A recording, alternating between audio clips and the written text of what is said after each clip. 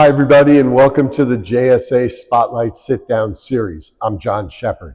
Today, we're talking with Michael Kaufman, partner for the Kaufman Organization. Michael's been in the commercial real estate business in New York City for over 15 years, helping businesses with their commercial leases and everything surrounding it. Mike, welcome. Jon, thank you so much for having me a guest, and I appreciate you making me younger. It's 28 years this July. I've been in this arena. Oh, my goodness. New York City and the office leasing world. So. Wow. But great. Yeah, you don't look that old. Part of it. So yeah, thanks, buddy. You're holding up good. So tell us a little bit about you, your career trajectory, and the Kaufman Organization. Sure. So as mentioned, I've been in this for 28 years. I do have the same last name as the firm. It was a blind ad in the New York Times. Interview. Asked the name of the company. I said, well, you do have the same last name, kid. Through hard work, busting my butt, working 2 jobs, and then success came along the way. I was offered a piece of the company, right? Business. And then over the years, also very fortunate as we did purchase buildings, because Kaufman does own and manage about 7 million square feet of buildings. I was able to put money in on deals and become technically an owner, which also lends a level of pride, right? To your customers, to your family. You walk down the street and say, you know, I own a brick of that. I was part of that. And it rounds out also your knowledge of putting deals together or leasing.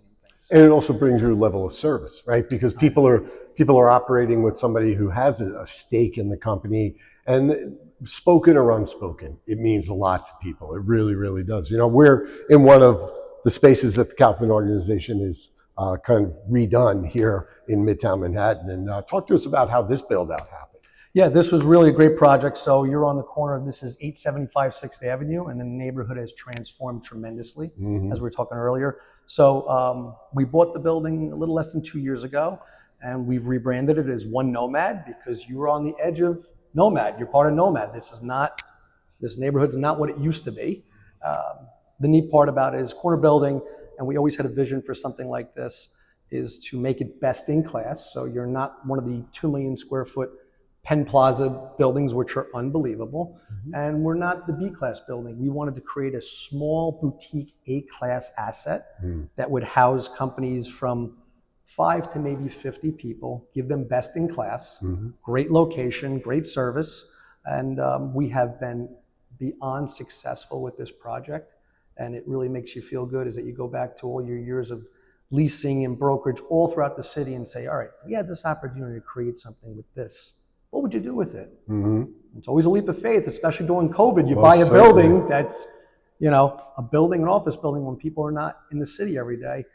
We executed, and it's been gangbusters successful. So it makes you really feel good about what you preach. The results were what you believed in. And you guys are being leaders in the market in a lot of ways, because, you know, one of the things we were talking about off camera before we started shooting was the types of businesses that will occupy this space. Anything from an AI-oriented business to, you know, real estate, to banking, to hedge funds, to maybe people in the high-end fashion industry wanting to stick around the 7th Avenue, the Fashion Avenue area, even though it's One Nomad, it's right on the cusp of the fashion district. And, you know, it's really a great space for that. Yeah, it's funny. You talk about the one block and, you know, location. We own buildings on 7th Avenue. 7th Avenue's, you know, great. 7th Avenue is also very busy, sometimes a little too busy for people, but they want to be next to Penn or transportation, right? There's a lot of people come from Brooklyn, they come from Jersey. So it does mean a lot being that one block east, and you see the surrounding other assets.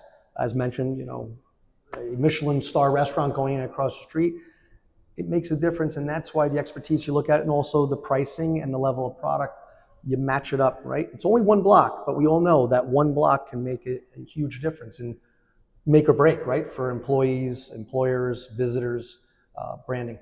Yeah, we experienced that. Mike actually found us our last office lease in New York City pre-pandemic, and it was a penthouse space on 37th and 7th, and we were just above the fray. You know, and that was the great thing about the space. Even though 7th Avenue was busy, it was like Shangri-La up in our space in the penthouse. So I definitely vibe with what you're saying, for sure. Yeah, that was a lot of fun, and thank you for the opportunity. It's really what you have to look at, or the way I look at it is, spaces are spaces. It's who is going to use them and how they're going to utilize them. That's my job, to identify what's right for the company or not right. During the pandemic, or towards the end of the pandemic, there were firms I do represent were renting spaces, beautiful spaces, expensive spaces, in hopes that they would lure their employees back. And I had many arguments. I make my living off of deals, but I'd rather give good advice for a long time. People are not going to return because you have a great space. People are going to return back for either they're being told, or for monetary reasons. We are losing to our competition. And I can tell you on case studies, more people have returned back to work for fear of losing business to their competition who's in the office all the time. It's really hard to beat a group that is collectively together 4 days a week, 5 days a week. That's the team. Who would you hire? Would you hire someone that was fully remote and you got to wait a day for your response? Or do you hire a team that you can talk to, or they're all there and you get a response back in 30 minutes? Yeah, and it's cultural too, because you really want to build the kind of culture in a business where people feel like part of a team. They don't want to feel like they're displaced. Remote has come and gone in the eyes of many. Hybrid work is probably here to stay, but companies, and we were talking about this off camera, companies and firms are really in that 4+ in the office timeline now. And it's, there are going to always be exceptions for high performers, something else we talked about off camera. But at the end of the day, people want to come back to spaces, A, that they like, B, that they feel comfortable in, C, that they feel creates the kind of environment like this space here, where it's open, it's airy, it's positive, it's not a dingy old space anymore. And people that realize that, it doesn't matter if they are the former management of the company, who's probably closer to my age, I'm the youngest of the boomers, or people down the trail through the millennial ranks who everybody thinks just wants a ping pong table in the middle of the space. And that's not the case anymore. Talk to us a little bit about that, about like multi-generational businesses and the views of those businesses as they look at space. Sure. So, interesting, over the last year or so, in your Class A trophy properties, they have set record rents. So let's take your private equity, banking, law firms have gobbled up their opportunity for deals in really great assets with a vision for the next 5 or 10 years. The partners are changing, but we have to provide the best opportunity because this is where we're going. The traditional businesses, construction, engineering, architecture, they're all back. They've been back. They need to be in the mix. And of course, there's always exceptions, right? Somebody's here, they're in 3-4 days a week, but they're on projects. So there's a mix. I do see indicator in my career is follow the money. And the venture capital world has been on fire investing in companies. Of course, AI is the biggest buzz. I could tell you in this asset, the first deal we did was a company coming out of co-working opportunity. They're a UK-based AI company in the healthcare world. Very interesting. I can't cross any lines, but they realized, okay, we have stability of what we're doing. We're spending a lot of money every month for a co-working opportunity. We need our own space, our own identity, and they were going to save money leaving that, right? So we did a short-term lease. It was 2 years. It was furnished, it was built, the location worked for them, and they had the ability to grow within the building. Super that important. Was really super important. It was identifying the need. And ironically, they've already come to us 5 months later, and they're looking at taking a full floor. And interesting, John, if you go back to the early years of technology where you walk into space and they'd had density of people, right? A floor like this could hold 60 or 70 people. They're maxed out in 2,500 feet. I mean, so it's weird where everyone was all spaced out. Now it seems the new technology groups, and I'm not saying everyone's going to be that tight, but that is become more and more of the regular of what you see happening, or growth. And that's a great word for all of us, right? Yeah. Growth is good. They're still cautious about lease terms because they're younger companies, 2-3 years, maybe 5, which is fine. Most landlords, you have to be accommodating. And but the activities there you see when you walk around the streets. Look at the amount of restaurants and hospitality that has come back to the market. 100%. And they're booming. I mean, we host a lot of events and go to events together. That's an indicator right then and there. What's going on in activity in Manhattan. Yeah, people are back. Space. People are back. And by the way, this is not AI generated. This is like the real deal. So, that's all part of it too, that people want that human experience again. There's no substitute for any boss walking into a younger employee and saying, listen, come with me. I want you to listen in on this call, and then we'll talk about it. You don't get that experience working on the other end of a computer terminal. And being in spaces like this that are open, that are conducive, you guys can't see it off camera, but there's a kitchen right here, giving people those kinds of perks, that's what draws them in. That's what draws them to the employer. And the employer looking to do a deal, more forward thinking, whether they're a venture capital or a private equity firm or somebody who's in more of a stereotypical old school business. They're more forward thinking now of like 2 years from now, we're going to need to expand. So the fact that the Kaufman Organization is already giving us that opportunity either in this building or one of their other stellar properties that's like this building, that we know that we could stick with Mike and he'll get us to the next place. So that helps the progression of their thinking as the generation of their business runs on. It's very true. No, very, very true. The funny one I do get these days is, well, aren't there some great sublease deals? Yes, it could be 50 or 100,000 feet that you read about in the paper because someone's doubling or moving. But like our counterpart in the residential world, the deals are gone. The deal is getting into something that's nice, new, flexible, but there's no more, stealing a space for $20 a foot. Yeah. That has thankfully gone, right? Because that's also a cross or indicator of where the economy has gone or going, or it will continue to go, of positive activity. And I think, and I agree 100% with that. And I think that with, the businesses that you're engaging now with the leadership of those businesses, they see the potential. It's not the cost, it's the value, yeah. Right? And that's really what they're looking at. As in my business, I preach intergenerationality to law firms and corporate clients, and how the new way of thinking is not so much different than the old way of thinking. It's really about the way they execute.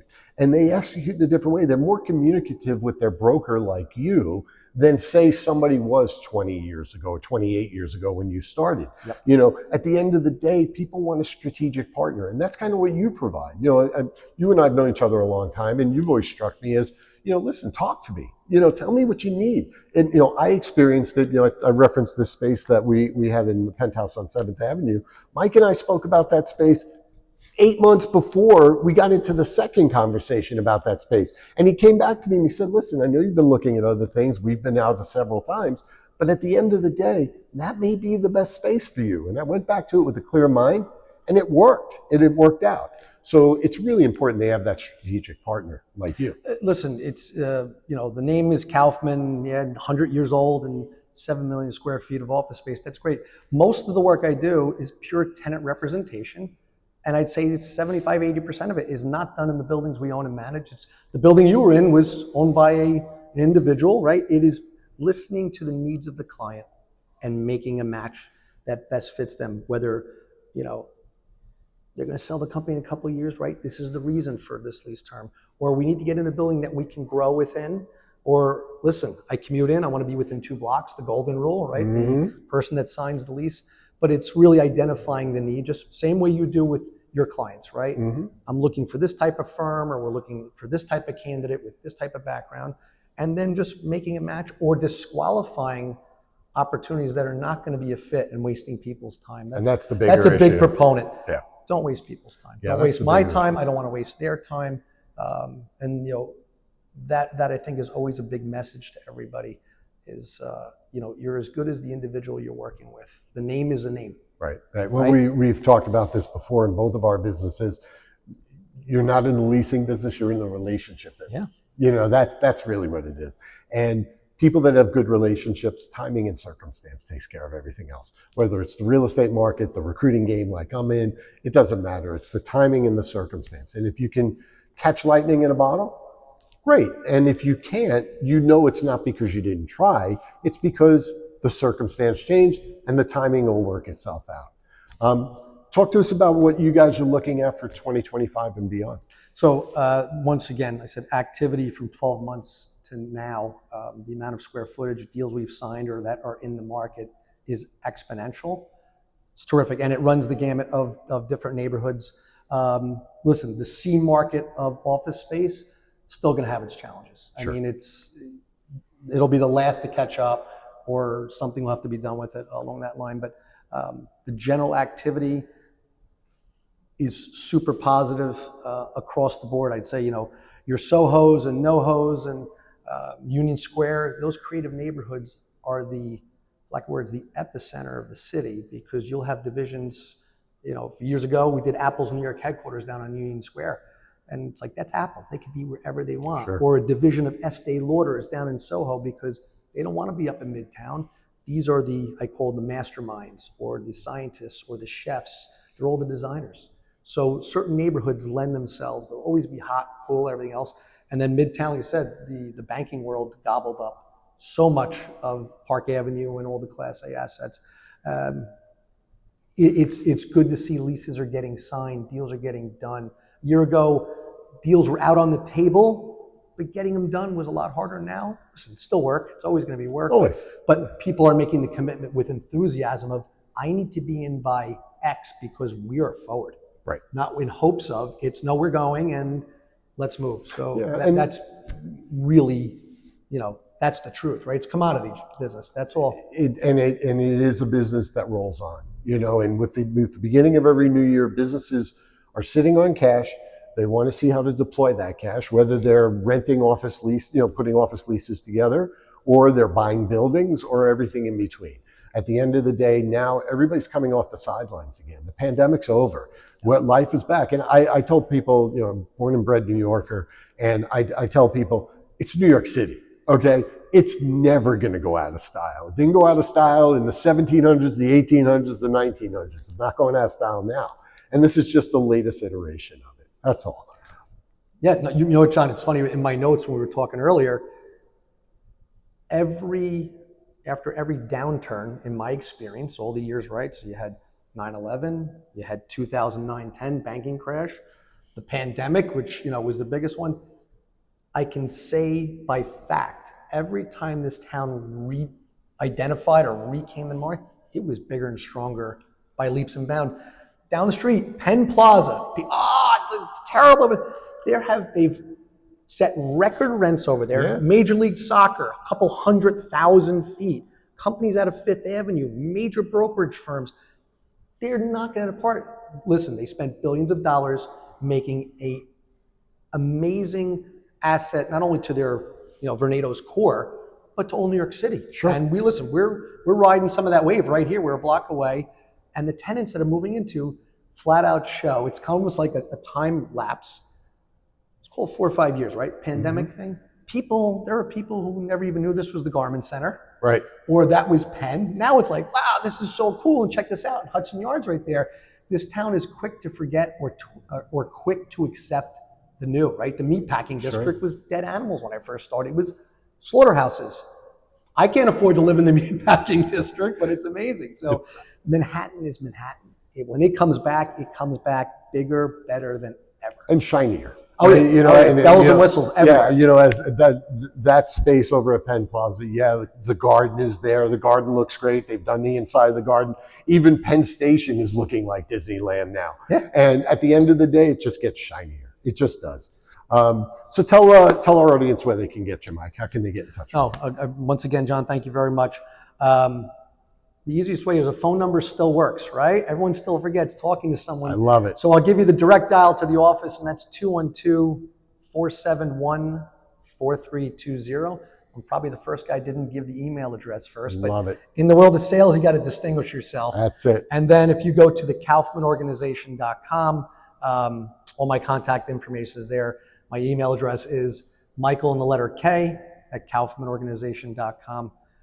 Please reach out. If you have a lease coming up in the next 6 months to 3 years and you want to know what's going on, most of my business is well out in front of a lease expiration. Let's talk, let's figure out whether it's a renewal, an expansion, a sublease. This is how I've helped people for my entire career. So please get out in front of it earlier, as I always said, because if you wait too long, your leverage is out the door. You're on the outside looking in. Yep. Yeah. Thanks for joining us, Mike. Everybody out there, one of the things I talk about on this channel is people have to have two things. Number one, subject matter expertise. Number two, great human being. This guy's both of those things. Thanks for joining us. We'll see you soon. Thank you.